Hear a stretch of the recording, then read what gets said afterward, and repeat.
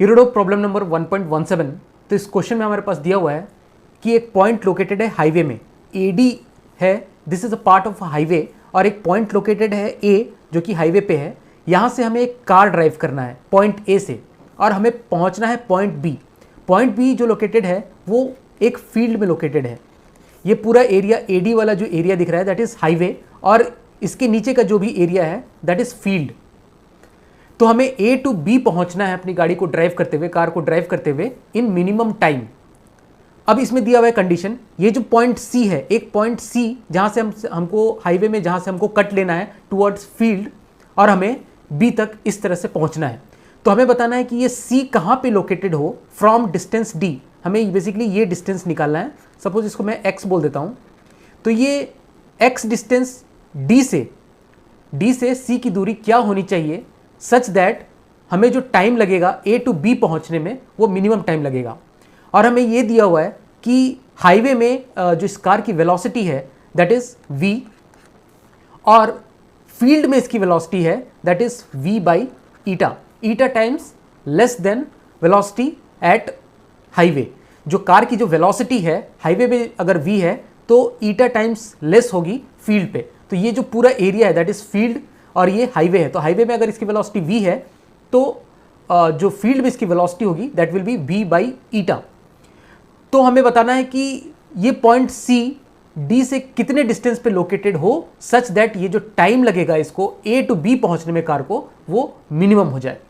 तो इस क्वेश्चन को हम लोग डिफरेंशिएशन के मेथड से करेंगे, that is application of derivative.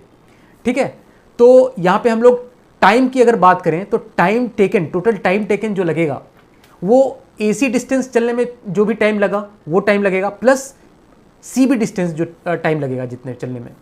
तो AC डिस्टेंस में टाइम कितना लगेगा, AC distance divided by AC distance में वेलोसिटी इज v।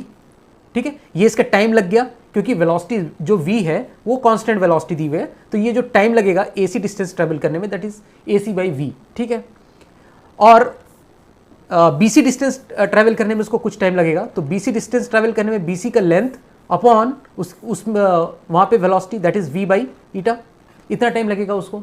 ठीक है, अच्छा अगर मैं बात करूँ सपोज AD लेंथ को मैं कुछ बोल देता हूँ, suppose A, if AD length is A, और x मैं यहाँ से फाइंड आउट कर सकता हूँ व्हाट इज x। अगर मैं देखूँ इन ट्रायंगल BCD, अगर मैं ट्रायंगल BCD में देखूं तो सपोज मैं इस एंगल को अगर थीटा एज्यूम कर लेता हूं, मैं किसी को भी थीटा एज्यूम कर सकता हूं।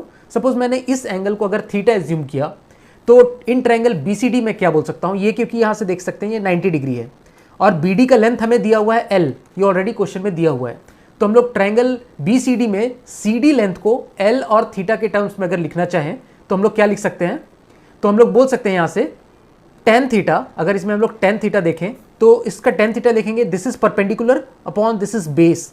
ठीक है, परपेंडिकुलर अपॉन बेस, तो CD अपॉन BD। तो यहां से मैं लिख सकता हूं x अपॉन BD। ठीक है, and what is BD, BD is L। तो यहां से मैं लिख सकता हूं x equals to L, BD को L पुट कर दिया tan थीटा। तो मेरे पास x जो लेंथ है ये आ गया फर्स्ट इक्वेशन से, this x is equal to L tan theta. अच्छा अगर हम लोग देखा जाए तो यहाँ पर जो थीटा है, L तो कांस्टेंट है, L length is constant because ये जो हाईवे से इस पॉइंट B की दूरी है that is L, that is constant यहाँ दिया हुआ है। ये जो थीटा है ये वेरिएबल है, क्योंकि अगर पॉइंट C यहाँ पे लोकेटेड होता तो थीटा कुछ और होता, पॉइंट C अगर यहाँ पे लोकेटेड होता तो थीटा जो रहता वो कुछ और होता। तो ये थीटा वेरिएबल है बेसिकली, तो हमें बेसिकली ये थीटा फाइंड आउट करना है। अब हमारे पास ये ऐसा क्वेश्चन आ गया है कि थीटा हमें बेसिकली फाइंड आउट करना है जिसके लिए इसको टाइम, मिनिमम टाइम लगे। ठीक है, अच्छा अगर x L tan थीटा आ गया और AD लेंथ को मैंने सपोज A मान लिया है, AD length is also constant A, मैंने कुछ ऐसे ही एज्यूम कर लिया कांस्टेंट लेंथ A।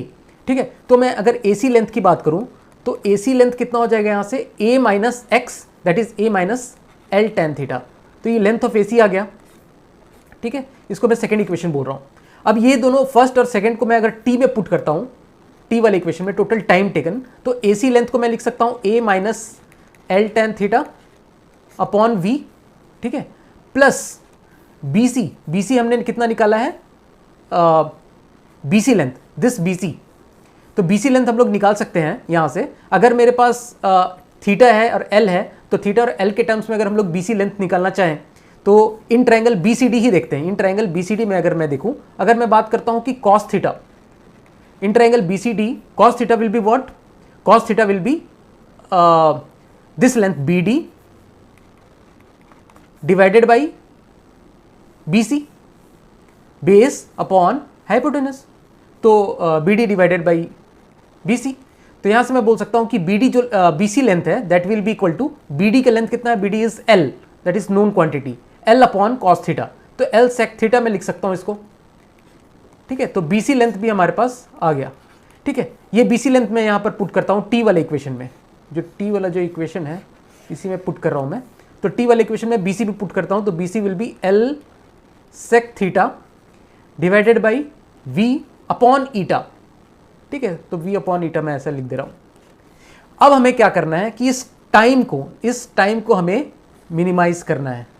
अच्छा, इस टाइम को मिनिमाइज करने के लिए हम लोग क्या कर सकते हैं? इसमें एक ही वेरिएबल यहां से हम लोग देख सकते हैं। A is constant, L is constant, V is constant, सारा कांस्टेंट दिया है। This L is constant, V is constant, eta is constant, theta बस थीटा के टर्म्स में ये वेरी कर रहा है। तो बेसिकली हम लोगों को वो थीटा निकालना है जिसके लिए ये जो टाइम है दैट विल बी मिनिमम।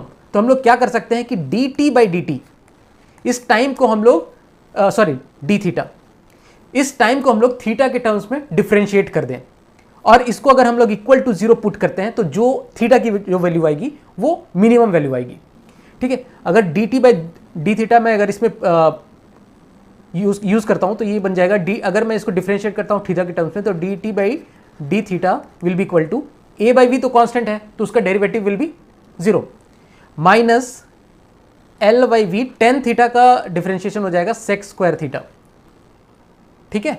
और प्लस अब L ईटा ऊपर चला जाएगा, L eta by v into sec theta, sec theta का डिफरेंशिएशन हो जाएगा sec theta into tan theta, ठीक है। तो अगर हम लोग इसको इक्वल टू 0 पुट करते हैं, अगर ये इक्वेशन को हम लोग इक्वल टू 0 पुट करते हैं तो यहां से मेरे पास आ जाएगा L upon v cos square theta is equal to L upon v eta sec theta को मैं 1 अपॉन कॉस थीटा लिखूंगा और टेन थीटा को साइन थीटा